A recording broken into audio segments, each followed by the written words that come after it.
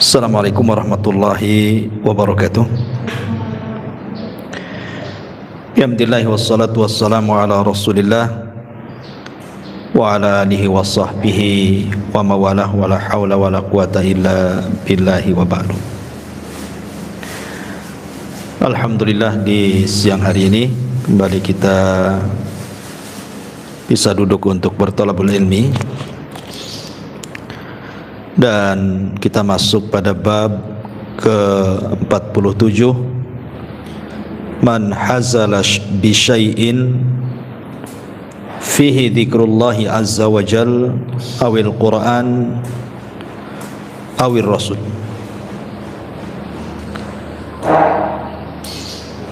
Bab bahaya mengejek Allah, mengejek Al-Quran, dan juga mengejek Rasul sallallahu alaihi wasallam,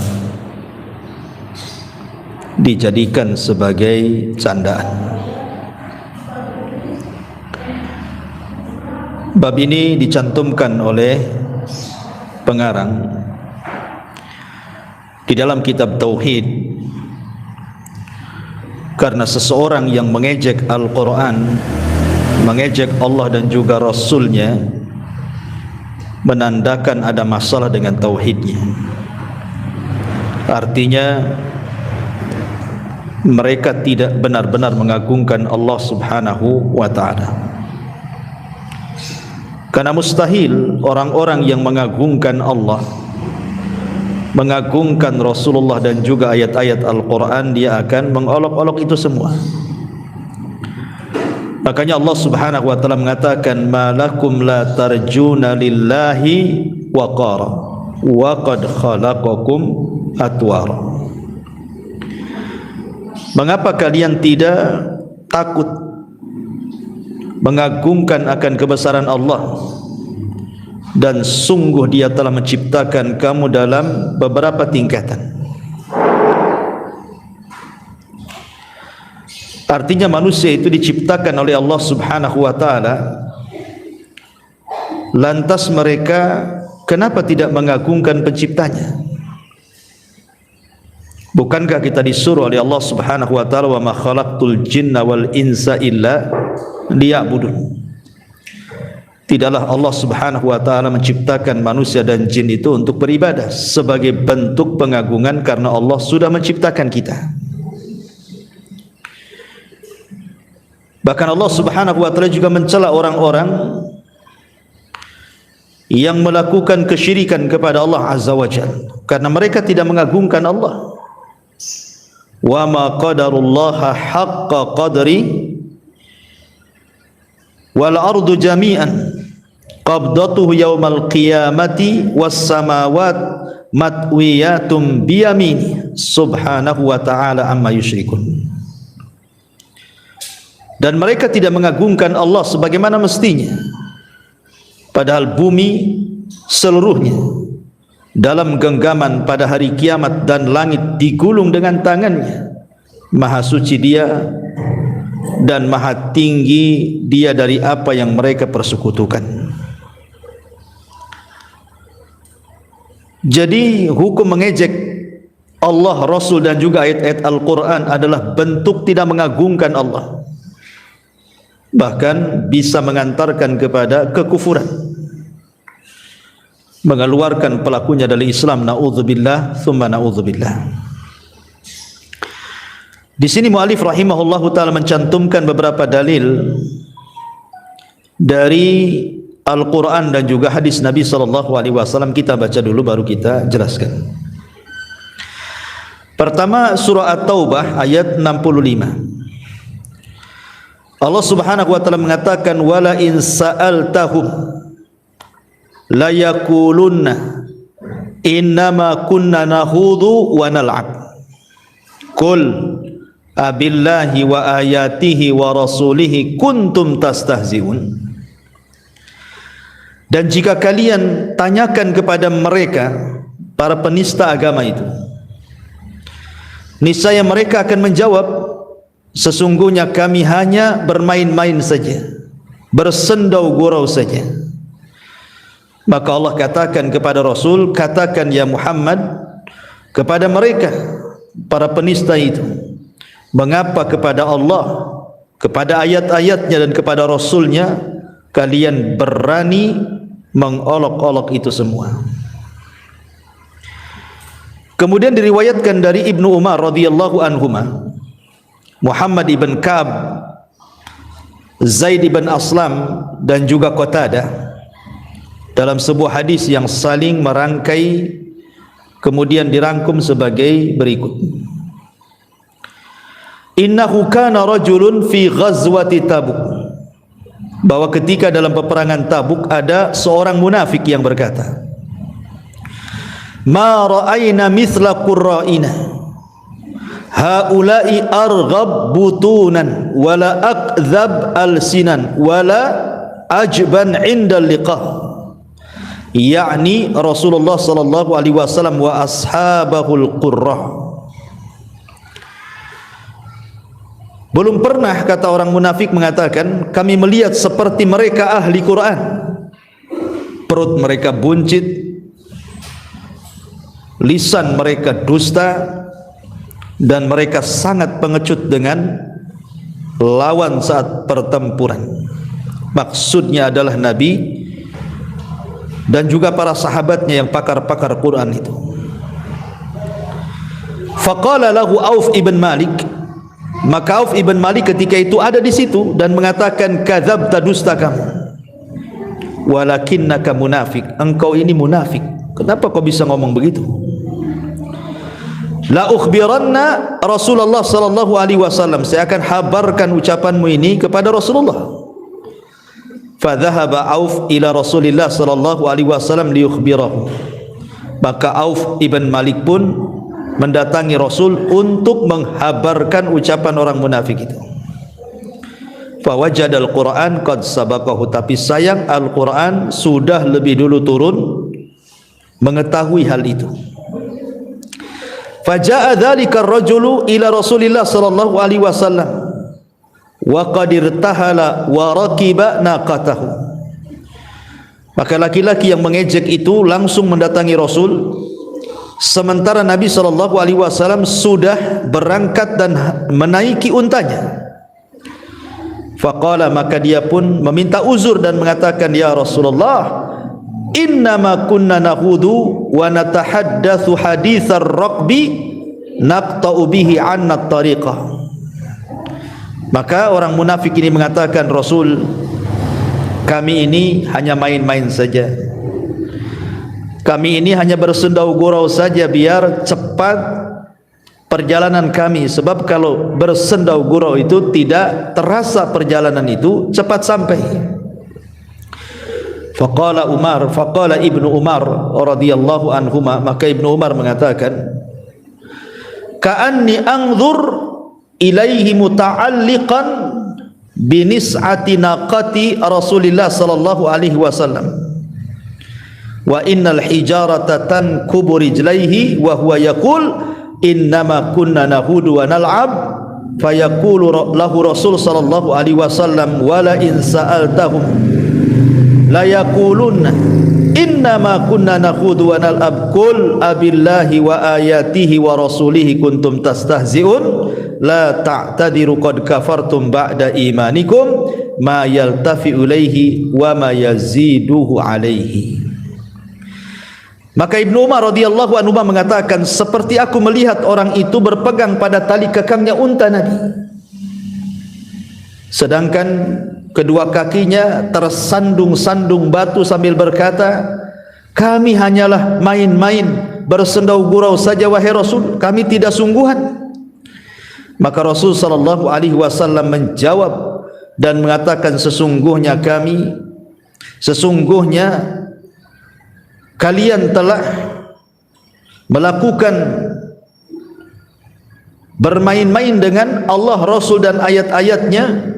Maka Nabi sallallahu alaihi wasallam membacakan ayat, mengapa kepada Allah dan ayat-ayatnya serta kepada Rasulnya kalian berolok-olok?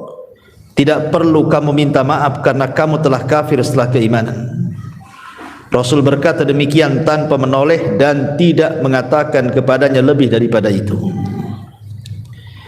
Ma'asyiral muslimat yang dimuliakan Allah Subhanahu wa taala, ayat dan riwayat ini adalah sebagai dalil tentang tidak boleh seseorang itu mudah melakukan perkara-perkara yang mengakibatkan dia mengejek, mengolok-olok, menghina, merendahkan dan yang semacamnya kepada Allah, Rasul dan ayat-ayat Al-Quran.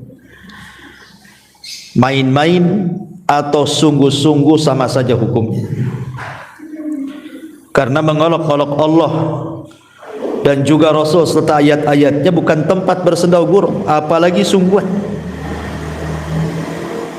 Sendau gurau saja tidak boleh, main-main itu, apalagi sungguh-sungguh direncanakan, maka lebih bahaya lagi. Ma'asyiral muslimin, muslimat yang dimuliakan Allah Subhanahu wa taala, sebenarnya kalau kita melihat sedikit kepada sejarah, orang-orang yang mengolok-olok agama atau bahasa kitanya menista agama itu, baik kepada Allah, baik kepada Rasul, baik kepada Al-Quran, baik kepada orang-orang yang beriman, itu sudah ada sejak zaman dulu, zaman para nabi sebelum diutus Rasul kita Muhammad sallallahu alaihi wasallam. Saya contohkan, disebutkan dalam surah Hud ayat 38, kisah tentang Nabi Nuh alaihi salatu wasallam ketika beliau memulai membuat perahu atas perintah Allah. Allah mengatakan, wa yasna'ul fulka wa kullama marra alaihi mala'un min qaumihi sakhiru minhu qala in taskharu minna fa inna naskharu minkum kama taskharun.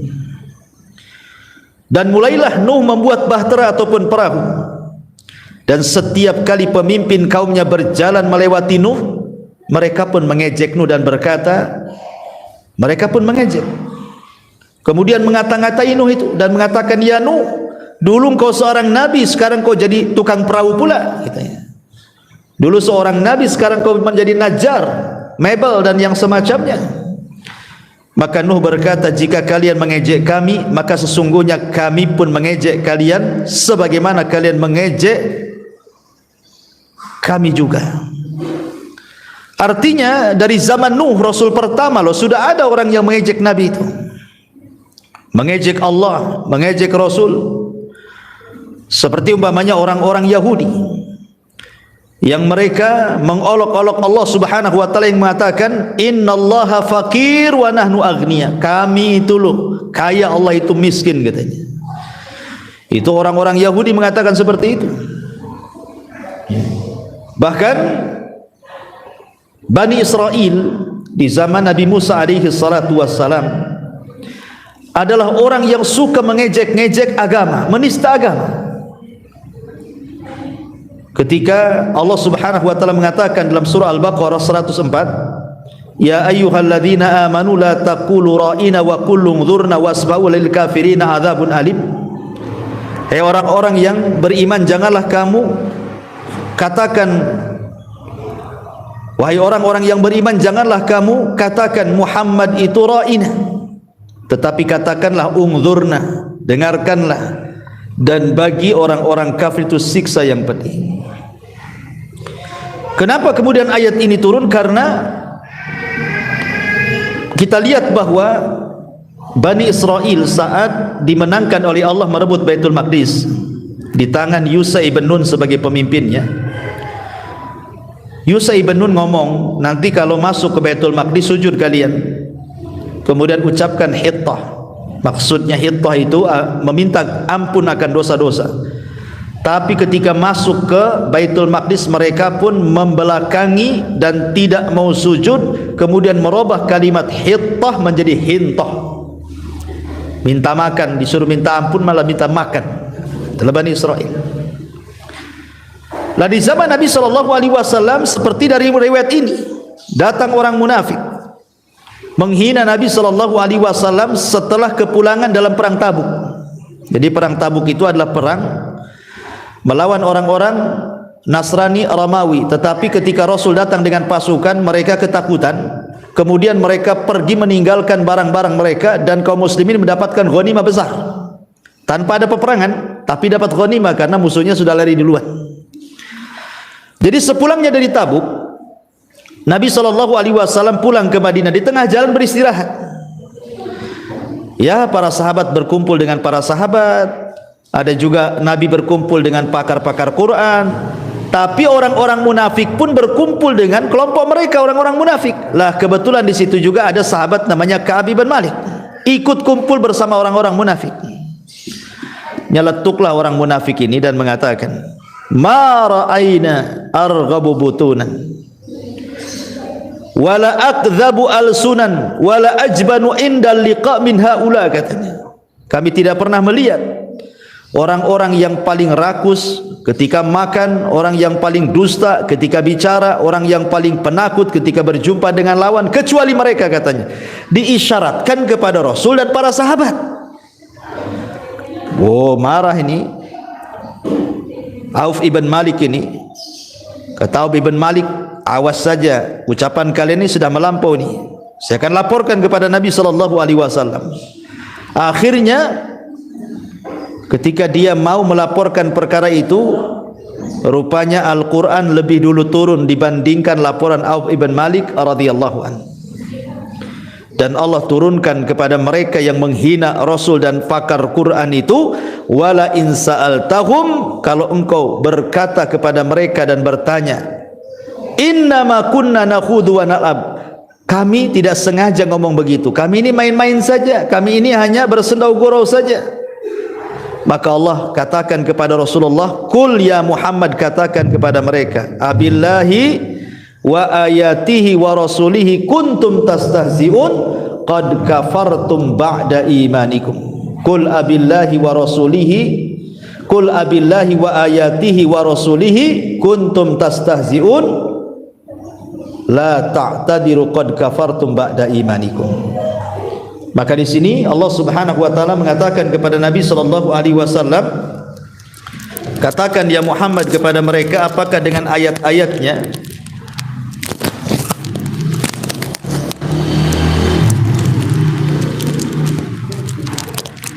apakah dengan ayat-ayatnya, dengan Allah, dengan ayat-ayatnya, dengan Rasulnya kalian mengolok-olok.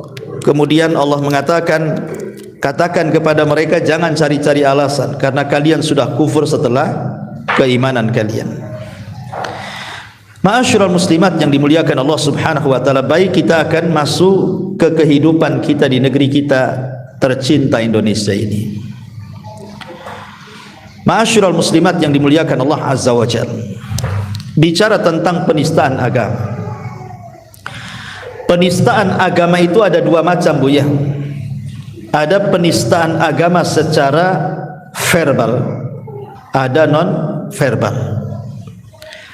Adapun secara verbal tentu maksudnya jenis penistaan ini seperti umpamanya banyak yang terjadi di masyarakat kita ini kan, seperti mengolok-olok, menyindir-nyindir, menuduh-nuduh, memeleset-melesetkan agama, Quran atau syiar-syiar Islam, dipleset-plesetkan sama dia gitu ya. Nah, itu namanya jenis penistaan agama secara verbal tuh. Ya, nyindir-nyindir, ngolok-ngolok gitu ya, menghina, merendahkan dan yang semacamnya. Ada juga non verbal, seperti umpamanya betul-betul dia beraksi seperti membakar Quran, menginjak Al-Quran, membuat karikatur Nabi, pokoknya betul-betul gitu lah. Dua-duanya komplit di negeri kita ini, baik yang dengan aksinya ataupun dengan lisannya, baik langsung lewat lisan dengan media-media ataupun dengan tulisannya. Kalau seandainya terkandung padanya adalah mengejek Allah, Rasul dan juga ayat-ayatnya, maka mereka bisa kufur, keluar dari Islam. Ma'asyiral muslimat yang dimuliakan Allah Azza wa Jalla, ingat di negeri kita ini dulu ada orang namanya Lia Aminuddin. Pernah dengar Bu namanya Lia Aminuddin, atau disebut dengan Lia Aiden itu. dia mengaku sebagai Imam Mahdi, mendapatkan wahyu dari malaikat Jibril. Ya Bu ya, tahun berapa itu? 2006 tuh. Akhirnya dilaporkan, kemudian ditangkap sebagai penista agama. Ya jelaslah, gimana tidak menista agama? Jelas-jelas Imam Mahdi laki-laki kok jadi perempuan pula gitu. Namanya kan sama dengan nama Rasulullah, nama bapaknya sama dengan nama bapak Rasul, kan gitu hadisnya. Ya, namanya Muhammad ibn Abdullah, kenapa jadi Lia Aminuddin kan itu ya. Ini kan menista namanya, mengolok-olok dalil, sudah jelas-jelas dalilnya. Yang lebih parah lagi, mengaku mendapatkan wahyu dari malaikat Jibril. Ini kan parah lagi Bu ya. Ngapain malaikat Jibril datang-datang ke Lia Aminuddin ini? Ya. Wahyu itu sudah terputus dengan meninggalnya Nabi. Berdasarkan perkataan Ummu Aiman, ketika Abu Bakar dan Umar radhiyallahu an berziarah ke rumah Ummu Aiman, karena Rasul biasa berziarah kepadanya, tiba-tiba Ummu Aiman menangis. Kemudian ditanya oleh Abu Bakar, "Wahai Ummu Aiman, kenapa engkau menangis?" Kata Ummu Aiman, "Aku menangis bukan karena Nabi meninggal, tetapi aku menangis karena dengan meninggalnya Rasul, wahyu sudah terputus." Jadi sudah tidak ada wahyu lagi. Dan Nabi SAW adalah Nabi terakhir. Tidak mungkin ada Nabi setelah Nabi SAW. Tidak mungkin ada Nabi setelah Nabi SAW. Dan itu berdasarkan sabda Nabi SAW, "La nabiyya ba'di," tidak ada Nabi sepeninggalku. Kemudian kita pernah mendengar dulu seorang laki-laki yang berusia 44 tahun, namanya Gus Jari bin Supardi. Ibu pernah dengar tuh? Gus Jari bin Supardi itu, ya, laki-laki asal Jombang. Itu lumayan, sampai 100 pengikutnya itu. Ini Bang Jari ini, Bang Jari bin Supardi ini pernah ngaku sebagai Nabi terakhir Bu. Jadi Nabi terakhir itu bukan Nabi kita Muhammad SAW, tetapi Nabi terakhir itu Gus Jari bin Supardi itu, laki-laki asal Jombang itu. Ada juga pengikutnya, subhanallah, sampai diberitakan itu sampai 100 tuh pengikutnya itu, karena dia punya pesantren di situ. Kok ada pula orang ngaku Nabi, ya. Kemudian kita pernah dengar ada orang namanya Cecep Solihin Bu. Kalau Cecep Solihin orang Sunda lah tuh ya. Itu orang Bandung tuh, ngaku Nabi juga tuh, ya. Bahkan dalam ajarannya dia menyuruh mengikutinya, bahkan meminjam uang di bank tanpa harus mengembalikan uangnya gitu. Boleh pinjam dari bank tapi tak usah mengembalikan tuh. Ngaku Nabi juga tuh Kang Cecep Solihin itu, ya. Kemudian sebelumnya ada namanya Ahmad Musoddek kan Bu. Ahmad Musoddek tahun 2006 juga tuh. Nama alirannya Al-Qiyadah ya, Al-Qiyadah Al-Islamiyah itu, dimana dia pun sama juga katanya mendapatkan wangsit dan bertapa di gunung apa itu Bundar Bogor ya selama 40 hari 40 malam katanya. Akhirnya kemudian ngaku Nabi pula, dia dapat wahyu. Alhamdulillah saya dengar sudah tobat gitu ya. Alhamdulillah kalau orang-orang ini tobat. Masalahnya kan jadi jejak digital gitu ya, kita tahu orang-orang ini, ya. Kemudian juga di Maluku juga ada tuh. Di Maluku juga ada orang yang ngaku Nabi, usianya 30 tahun tuh. Asrianti Samuda atau siapa namanya itu. Itu tahun 2012 ya kalau nggak salah. 2012. Kemudian juga sempat disidang gitu ya. Tapi alhamdulillah memang umumnya yang ditangkap-tangkap yang ngaku Nabi di negeri kita ini ya berakhir dengan bertobat, alhamdulillah ya. Panggil MUI suruh syahadat lagi gitu ya. Ya kita bersyukur, mudah-mudahan orang-orang ini bertobat dan mereka semakin baik Islamnya, kembali kepada Islam yang benar. Karena itu bentuk penistaan agama. Yang lebih parah lagi, kasus menginjak Al-Quran kan Bu.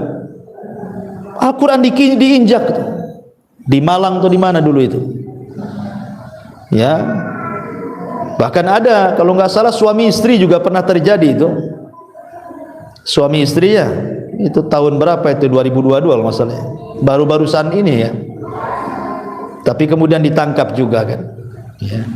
Kemudian macam-macam lah. Belum lagi orang-orang kafir menghina Islam, mempertanyakan soal ketuhanan gitu. Sampai ada seorang di luar daripada Islam itu mengatakan, ini yang buat masalah agama baru ini si Allah katanya. Allah itu dibilang si Allah katanya. Ada di gua mana saya cari katanya. Naudzubillah gitu ya. Macam-macam penista agama di negeri kita ini. Ataupun dengan cara memeleset-melesetkan ajaran Islam. Seperti dulu kan pernah kita mendengar tokoh di negeri kita ini, tokoh juga membuat syair gitu ya. Akhirnya kemudian sampai bercerita tentang masalah apa Bu? Masalah konde. Ibu pernah mendengar masalah konde? Bahwa konde itu katanya jauh lebih cantik dibandingkan cadar kan gitu. Kemudian suara kidung itu lebih indah dibandingkan suara azan. Ada juga dulu kan. Nah, ini kan bahaya gitu. Atau yang memeleset-melesetkan azan gitu ya. Seperti mamanya muazin mengatakan hayya alal falah kata. Dia mengatakan hayolah katanya. Hayolah kita ke sana. Enggak boleh hayya alal falah, hayya alas shalah ya. Enggak boleh dipleset-plesetkan tuh. Karena itu syiar-syiar Allah Subhanahu wa taala. Lah ini hal-hal yang seperti ini terjadi di negeri kita ini. Belum lagi yang kemudian menghina janggut, menghina cingkrang, menghina cadar, menghina jilbab, menghina macam-macam. Coba bayangkan, ajaran-ajaran Islam dihina. Padahal jelas Nabi SAW berjanggut, Nabi SAW cingkrang. Kemudian juga istri-istri Nabi SAW mereka berhijab, ya. Tapi dihina dan mengatakan bahwa itu justru menyempitkan Islam katanya. Kalau Islam hanya sebatas itu ya sempit sekali Islam itu. Jadi kalau kita tidak bisa melakukan atau mengamalkan sunnah Rasul, jangan menghina sunnah Rasul. Jangan. Kalau tidak bisa menghina, tidak bisa mengamalkan, jangan menghina. Karena yang kita takutkan itu Anda bukan sedang menghina orang-orang itu, tapi Anda sedang menghina Nabi sallallahu alaihi wasallam. Umpamanya Anda menghina orang berjanggut. Loh, Nabi berjanggut. Dan Nabi SAW memerintahkan untuk memelihara janggut. Nabi SAW mengancam orang-orang yang isbal. Nabi SAW juga bersiwak, sampai masalah siwak pun dihina dia. Maka tidak boleh. Ini hal-hal yang berbau menista Allah, menista Rasul, menista ayat-ayat ini bahaya. Karena konsekuensinya kata Allah Subhanahu wa taala, la ta'tadiru qad kafartum ba'da imanikum. Jangan kalian cari-cari alasan, kalian telah kufur setelah keimanan kalian. Ya. Ma'asyiral muslimat yang dimuliakan Allah Subhanahu wa taala, dalam surah Al-Mutaffifin Allah mengatakan innal ladzina ajramu kanu minal ladzina amanu yadhakun wa idza marru bihim yataghamazun. Sesungguhnya orang-orang yang melakukan dosa, mereka yang dahulunya di dunia mentertawakan orang-orang yang beriman, apabila orang-orang beriman berlalu di hadapan mereka, mereka saling mengedip-ngedipkan mata. Jadi orang-orang yang mengolok-olok orang yang sedang melakukan sunnah itu, mereka sedang melakukan dosa berdasarkan surah Mutaffifin itu. Ma'asyiral muslimat yang dimuliakan Allah Azza wa Jalla. Oleh karena itulah maka kita harus berhati-hati bahwa lisan ini akan ditanya oleh Allah Subhanahu wa taala. Termasuk perbuatan kita akan ditanya oleh Allah Subhanahu wa taala. Kalau Anda memang bukan seorang pakar agama, jangan bicara agama sehingga sampai menghina. Karena di zaman sekarang ini, apalagi kalau sudah dekat-dekat nih tahun-tahun politik nih, kadang-kadang kita sayangkan gitu loh, ada tokoh-tokoh itu kemudian entah maksudnya apa, tapi menghina Islam. Menghina Islam, betul-betul menghina. Bahkan saya lihat di YouTube itu, subhanallah, setiap hari ada orang menghina Islam itu. Hanya untuk mungkin ingin viral, naudzubillah, coba. Ingin viral kufur. Saya ingin viral kufur. Ingin viral kok ingin masuk neraka gitu ya. Kalau ingin viral itu yang masuk surga, ini ingin viral kufur, ingin masuk neraka. Kadang-kadang hanya soal urusan fulus, buat konten supaya dapat dilihat orang, nanti banyak subscribe-nya, dapat pendapatannya dari YouTube. Tetapi isinya, kontennya menghina Allah, Rasul dan ayat-ayatnya. Buat apa menjual agama dengan uang yang tidak seberapa gitu ya?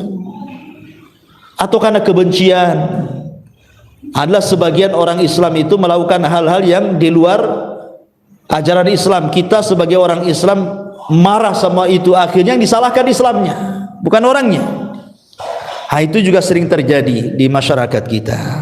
Ya, makanya kita harus, pertama sikap kita, Bu, kalau ada orang yang seperti itu, Ibu harus sabar. Kalau di depan kita ada orang yang mengejek-ngejek agama, bersabar. Bersabar kepada Allah Subhanahu wa taala. Memang itu wataknya orang-orang kafir seperti itu, orang-orang fasik seperti itu. Bersabar. Kita doakan mudah-mudahan mereka dapat hidayah. Ya. Yang kedua, ambil ibrahnya. Ambil ibrahnya. Karena biasanya orang-orang yang menentang Allah, Rasul dan ayat-ayatnya, terkadang Allah timpakan azab di dunia sebelum akhirat. Dan itu banyak kisah-kisah di zaman dulu. Seperti umpamanya ada seorang sahabat yang makan di depan Rasul pakai tangan kiri. Kata Rasul, makan kau dengan tangan kanan. Dia mengatakan, aku tak bisa Rasul. Belum dicoba bilang tak bisa. Kata Rasul, mastata'ta abada. Kalau begitu kau tidak akan bisa mengangkat selamanya. Gitu. Akhirnya setruk tangannya, tak bisa.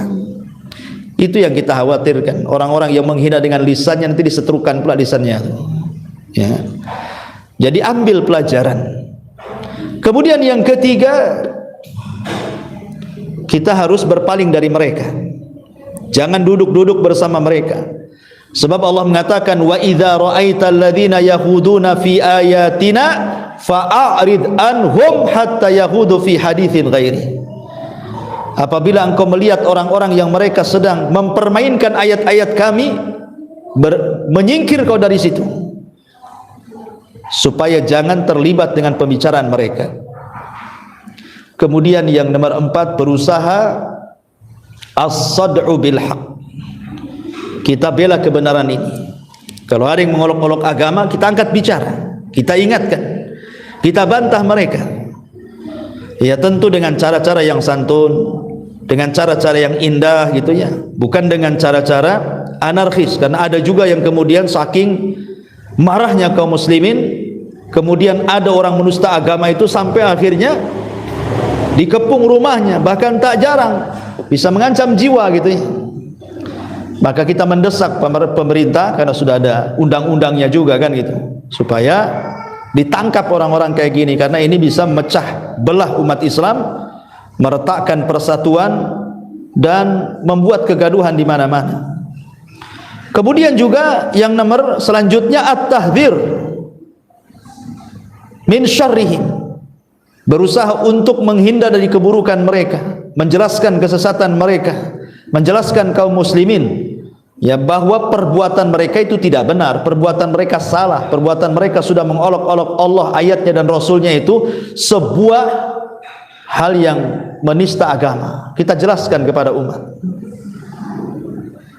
Ma'asyiral muslimat yang dimuliakan Allah Azza wa Jalla. Tetapi itulah gambaran semakin jauh Islam dari sumbernya, semakin buruk kondisinya. Persis seperti Anas ibn Malik radhiyallahu anhu mengatakan bahwa walladzi ba'dahu syarru minhu. pasti Islam itu datang setelahnya akan jauh lebih buruk dibandingkan sebelumnya. Dan kita saksikan hari ini banyak orang yang mengolok-olok ini dan itu, maka kita berlindung kepada Allah Subhanahu wa taala agar kita tidak tersentuh dengan perkara-perkara seperti itu.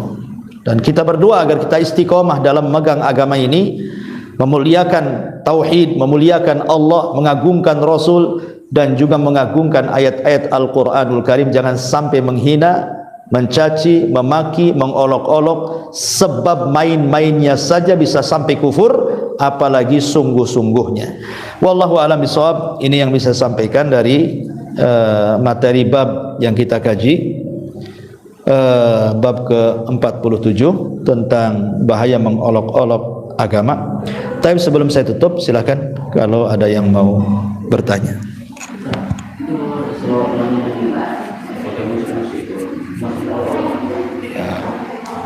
Ya bisa juga, tengok isinya. Ya, masuk juga lah. Apalagi kalau isinya itu sampai ada penyimpangan-penyimpangan. Iya, masuk. Ya, seperti mamanya bersolawat dengan dangdutan, joget-joget sana sini. Solawat itu pengagungan kita kepada Rasulullah kan gitu. Ya itu masuk, bisa mengolok-olok agama. Ya, solawat itu baik. Bahkan Nabi mengatakan bahwa siapapun yang bersolawat 1 kali itu akan dibalas 10 kali oleh Nabi. Dan ada adabnya, karena itu bentuk kecintaan kita kepada Rasul dengan menyebut-nyebut namanya kan itu. Masa sampai kemudian dibuat dangdutan. Yang lebih parah kalau di konser-konser kemudian joget-joget sampai ada yang mabok lah, ini kan ada juga. Ya kan? Itu istihza. Bisa mengolok-olok salawat. Wallahu a'lam.